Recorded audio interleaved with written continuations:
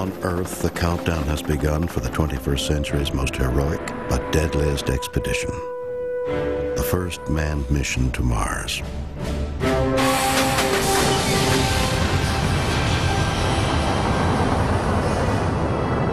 The journey will take a new class of spaceship, unparalleled ingenuity, and a new breed of astronaut. It is almost certain that people will die in the attempt to fulfill a burning dream, to explore worlds beyond Earth. It will be a 2.5-year odyssey across hundreds of millions of kilometers of space, one that will take sacrifice, daring, and innovation on a scale never before imagined. These people are going to be spending an awful lot of time out there without any hope of resupply, without any hope of rescue. The mission may answer one of the universe's greatest mysteries. Are we alone? The thought that you could overturn a rock on Mars and see that, maybe, would be pretty exciting. This is the story of a daring voyage that will change us forever. It is the story of humanity's first steps on another planet. The quest to explore the universe begins on Mars. No spaceship in existence can make it to Mars, and the voyage home is even more risky. No one has designed a vessel that can escape the red planet's gravitational pull. The round-trip journey will take a year, and as long as another 1.5 years on the red planet's surface. No human being has ever survived that long in space. Cosmic radiation or equipment failure could kill the astronauts on the voyage, or violence after 6 months of stress. At its closest, Mars is 56 million kilometers away from Earth. Traveling to Mars with enough supplies to stay alive will be the greatest engineering feat in history. Mars is 1,500 to 2,000 times farther than the Moon. The amount of stuff you need to go and come back to Mars is heavier than the International Space Station. We have yet to move anything that big. 11,000 liters of water, 20 metric tons of dehydrated and packaged food. In all, 520,000 kilos of supplies.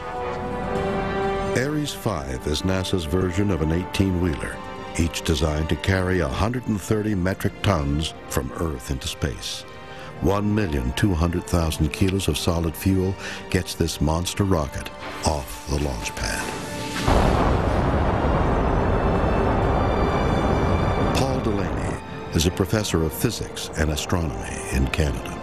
Ares is going to be the pivotal element to get all the components into space in preparation for going to Mars. See, if Ares doesn't work well, then we're just not going to Mars. Step 2 is getting astronauts into Earth orbit. This is Ares 1. It is the booster for the astronauts' teardrop-shaped capsule called Orion. Orion takes the astronauts to space to coordinate the construction of the Mars craft.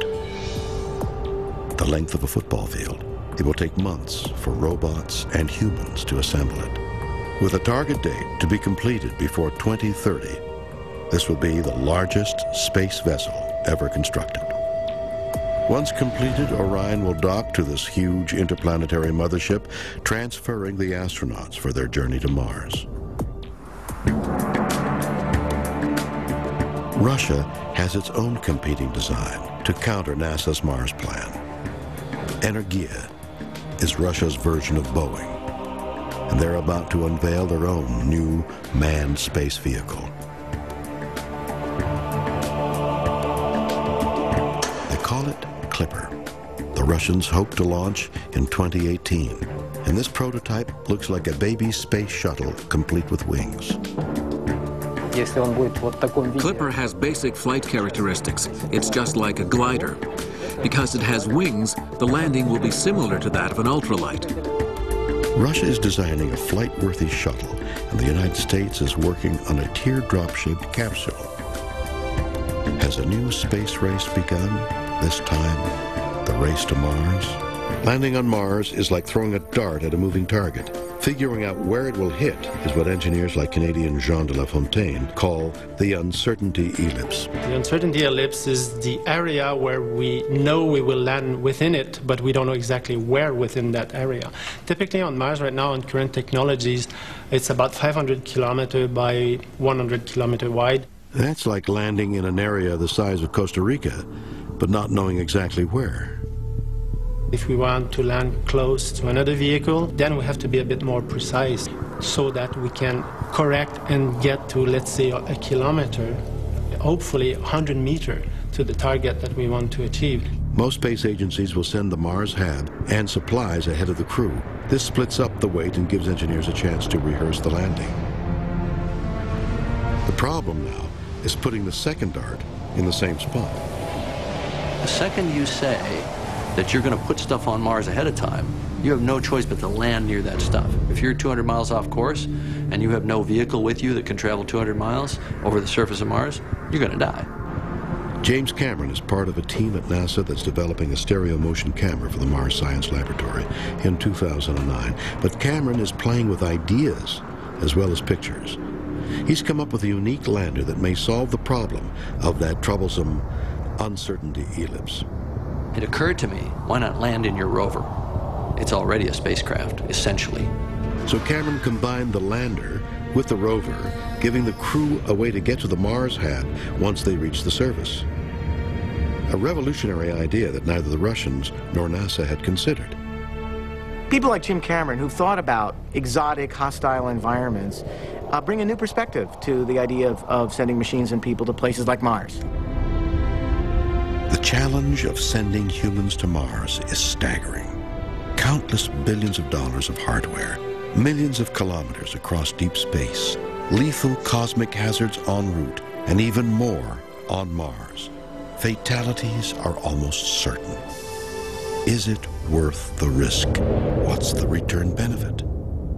To push technology, to learn new things, to open our eyes to another world that may tell us about future courses of events on our own, to give ourselves a new perspective on our own.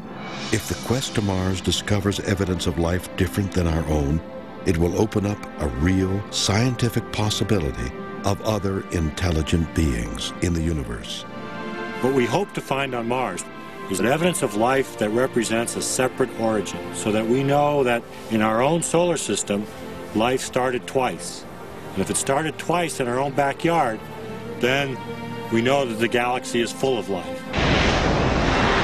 After about 18 months of research, the Mars pioneers will begin the long journey home.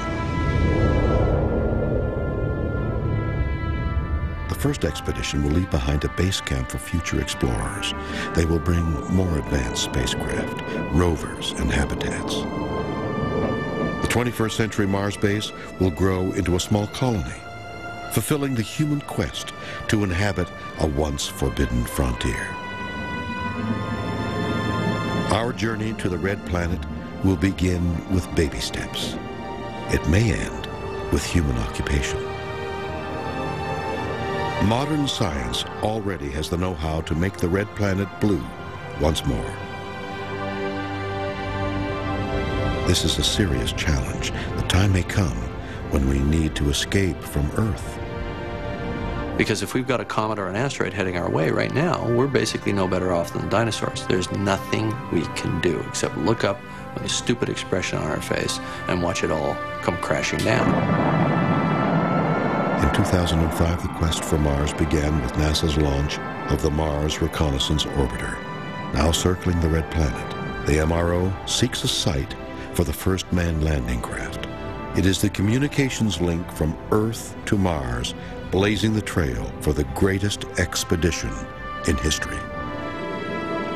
Exploration, knowledge, the search for life in the universe.